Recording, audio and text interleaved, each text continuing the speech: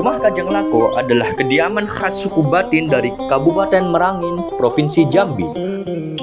Rumah ini sangat unik karena bukan hanya dibangun sebagai tempat tinggal, namun juga sebagai perangkat sosial dan masyarakat adat suku Batin. Rumah Kajang Lako dibangun menggunakan kayu ulin atau kayu besi sesuai namanya. Kayu ini memiliki durabilitas tinggi dan tahan terhadap perubahan cuaca. Struktur geologis tanah di daerah tempat tinggal asli suku Batin tersebut juga membuat rumah Kajang Lako dibangun berbentuk panggung. Tanah di daerah tersebut adalah campuran jenis tanah gambut, andosol, dan organosol yang mana bagian permukaannya cenderung lembut atau nyaris becek dan tidak kuat menahan struktur. Sementara itu, bagian bawahnya kuat dan terbuat dari batuan-batuan yang bisa dibuat menancapkan pondasi. Inilah mengapa rumah tersebut berbentuk rumah panggung. Alasan kedua adalah rumah panggung dibuat untuk menahan resiko banjir. Karena memiliki struktur rumah panggung inilah, rumah Kajang Lako relatif tinggi. Dari permukaan tanah, rumah Kajang Lako dinaikkan setinggi 4 meter sehingga diperlukan full tangga untuk menjangkaunya. Area yang terbentuk akibat naikan panggung inilah yang digunakan masyarakat Batin untuk menyimpan alat-alat bermain anak, perlengkapan acara, maupun stok kayu bakar. Area ini bernama Ruang Bauman. Berbicara mengenai Ruang Bauman, area los ini sebenarnya disekat-sekat oleh struktur kolom rumah Kajang Lako seperti yang terlihat di video. Total ada 30 kolom atau tiang panjang untuk menopang beban rumah yang besar ini. Ya, rumah ini berukuran 9 x 12 meter. Kebayang ya seberapa beratnya rumah ini? Total 30 kolom yang dimaksud terdiri dari 24 kolom untuk rumah dan 6 kolom untuk pelamban. Pertanyaannya, apa sih pelamban itu?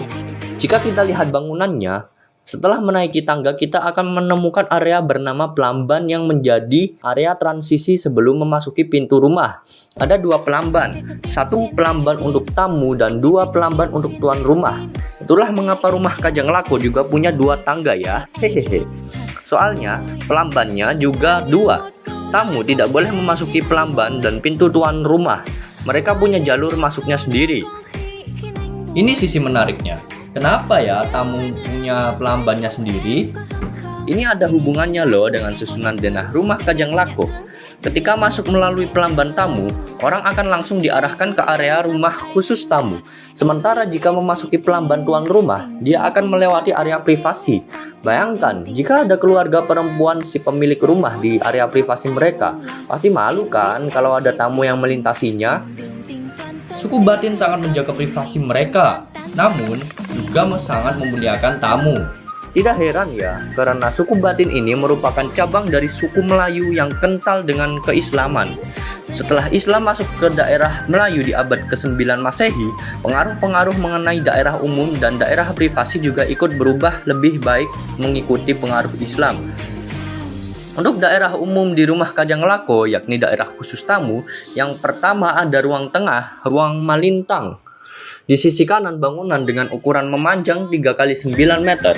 Lalu di sisi depan ada ruang masinding yang juga memanjang, tapi horizontal dengan ukuran 3 x 9 meter. Di video kita bisa melihat ada ruang tamu wanita dan ruang tamu pria. Maksudnya apa? Oke, sebentar ya, saya jelaskan. Ruang malintang dan masinding ini biasanya digunakan ketika ada acara-acara masyarakat, PKK, arisan emak-emak. Gaya, hahaha. Ya, pokoknya acara adat yang bermacam-macam lah, seperti pernikahan, kematian, doa bersama, dan sebagainya. Tentunya yang menghadiri acara tersebut bukan hanya laki-laki kan, tapi juga ada masyarakat perempuan.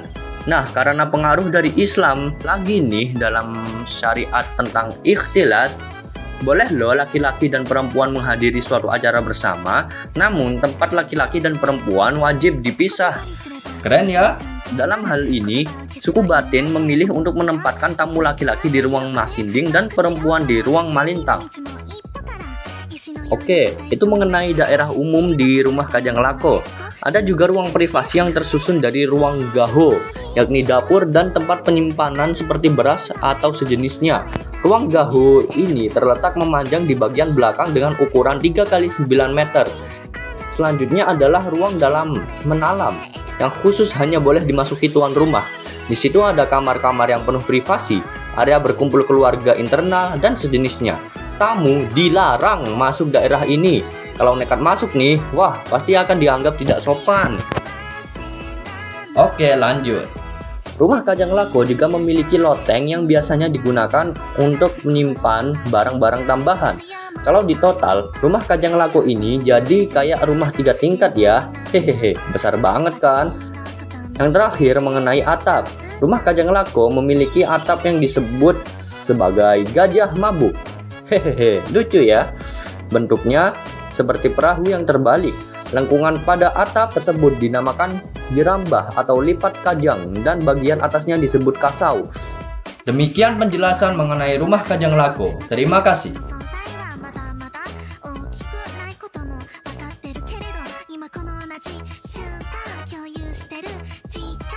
ちりも積もれば山となでしこ略してちりつも山とな